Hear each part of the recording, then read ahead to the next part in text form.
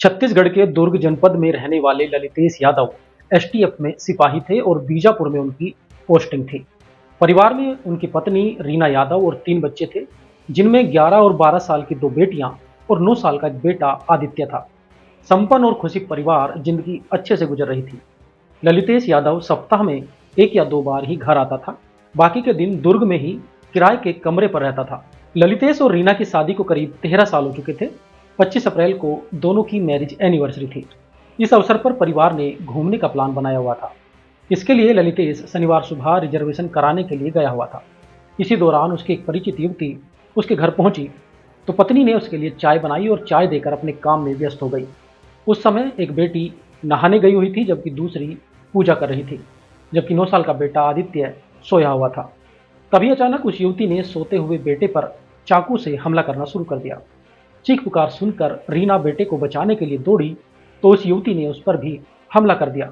आवाज सुनकर दोनों बेटियां भी मां और भाई को बचाने के लिए दौड़ी, लेकिन घायल मां ने दोनों को वहां से भाग जाने के लिए कहा।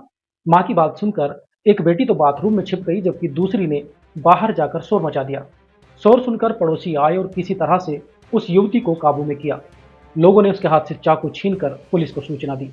आनन फानन में गंभीर रूप से घायल मां बेटे को अस्पताल ले जाया गया, लेकिन इलाज के दौरान दोनों की मौत हो गई।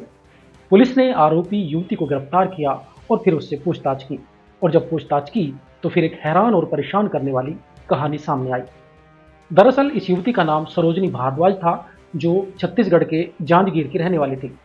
सरोजनी सिपाही ललितेश यादव की गर्लफ्रेंड थी।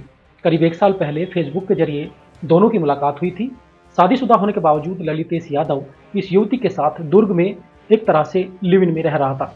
शुरुआत में उसने इस युवती से शादीशुदा होने की बात छिपाई थी, लेकिन जब ये युवती शादी की जिद करने लगी तो उसने पत्नी और बच्चों के बारे में उसे बताया। हालांकि इसके बावजूद भी ये युवती ललितेश से शादी की जिद पर अड़ी थी। ललितेश कह चुका था कि वो अपनी पत्नी और बच्चों को नहीं छोड़ सकता, जबकि युवती चाह रही थी कि हम दोनों शादी करके एक साथ रहें।